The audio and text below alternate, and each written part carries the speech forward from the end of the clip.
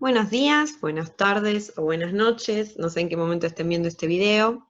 Como les comentó Pau, lo que vamos a hacer es el primer ejercicio del trabajo práctico que se llama estimación de una media y que lo tienen también en el Classroom junto con estos videos y el script, ¿sí? Entonces vamos a abrir el script que se llama estimación de una media. Lo primero que vamos a hacer va a ser definir la ruta de trabajo. Entonces vamos a colocar set WD, abrimos paréntesis, y aquí lo que vamos a hacer va a ser ir a la carpeta donde tenemos el archivo, en este caso esta es la carpeta donde yo tengo la base de datos, el archivo CSV que se llama base. Vamos a ir yo tengo que ir a inicio, tengo que abrirlo porque no lo tengo predeterminado todo el tiempo. Vamos a poner copiar ruta de acceso, y luego vamos a colocar en el script, aquí vamos a colocar pegar. Recuerden, es muy importante dar vuelta reemplazar las barras por las que van en este sentido, ¿sí? Ya que les van a aparecer en el sentido contrario y no se los va a leer. Bien, una vez que tenemos, vamos a correr esta primera línea, ahora lo que vamos a hacer va a ser generar un objeto que se va a llamar datos, en este caso, que va a ser básicamente la base de datos, el archivo, ¿sí? Con el que vamos a trabajar. Entonces vamos a correr, se va a generar el objeto datos, ¿sí? Y ya tenemos la base lista para empezar a trabajar. El práctico lo que nos dice es que trabajemos con la variable TechMin. Entonces lo que vamos a hacer es generar otro objeto, que lo llamamos B de variable en estudio, y le vamos a decir que del objeto datos, por si no recordamos esto, vamos a colocar el signo pesos, y ahí se nos van a desplegar todas las variables que tiene esta base. En este caso vamos a trabajar con la variable TechMina. Bien, entonces, la variable en estudio va a ser la TechMina.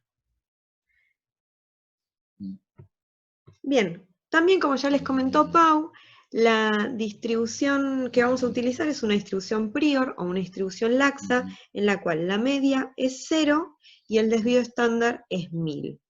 Otro dato que necesitamos prior es la precisión, que es la inversa de la varianza, ¿sí? Estos son los datos que necesitamos, entonces vamos a crear el objeto M, o media, prior, el desvío estándar y la precisión, ¿sí? Lo que voy a hacer es, ahí está, vamos a correr, se generaron los tres objetos, ya los puedo ver aquí.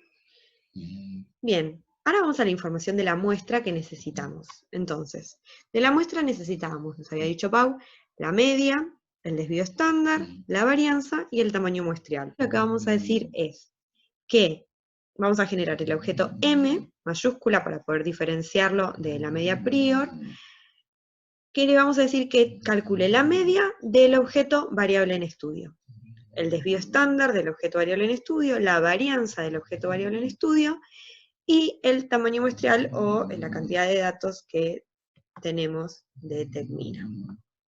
Vamos a correr estas 4 líneas, se van a generar los 4 objetos, y vamos a continuar. Bien, con posterior. La media posterior la calculábamos como la precisión sobre el tamaño muestrial dividido la varianza más la precisión, todo esto como denominador, eso multiplicado por la media prior, a lo que le sumábamos una segunda proporción que era el tamaño muestrial dividido la varianza sobre el tamaño muestral dividido la varianza más la precisión. Todo eso multiplicado por la media de nuestra muestra. El desvío estándar posterior lo vamos a calcular como la raíz cuadrada de 1 sobre la precisión más el tamaño muestrial sobre la varianza. ¿Por qué necesitamos estos dos objetos? Porque necesitamos la media posterior y el desvío estándar posterior para poder calcular el intervalo de credibilidad bayesiano. Vamos a correr estas dos líneas generando esos dos objetos. Bien, media posterior, desvío estándar posterior, ya están los dos. Ahora, el ejercicio lo que nos pedía era que generáramos un contraste de hipótesis unilateral, ¿sí? Y lo que nos dice el punto B del ejercicio 1 es, teniendo en cuenta que en la bibliografía se menciona una tecmina promedio de 20 milímetros, genere un contraste de hipótesis unilateral entre la media posterior de la muestra y dicho parámetro. Entonces, nuestra media posterior, dijimos, podemos observar aquí, que era 796, redondeando. Entonces, si nuestra media posterior es 19.796 y nuestro parámetro informado es 20, el contraste de hipótesis unilateral que generaremos será un contraste de hipótesis unilateral menor. Vamos a decir que nuestra hipótesis nula es que nuestra media posterior es mayor o igual al parámetro informado, y que nuestra hipótesis alternativa es que nuestra media posterior es menor al parámetro informado. Bien, entonces, lo que vamos a ver aquí es, vamos a generar un objeto, ¿sí?, que se llame ICB de intervalo de credibilidad bayesiana. Aquí, como tiene la leyenda, colocamos 1 porque es un contraste unilateral. Vamos a correr, se genera el objeto, y aquí lo que tenemos es, ¿se acuerdan del if?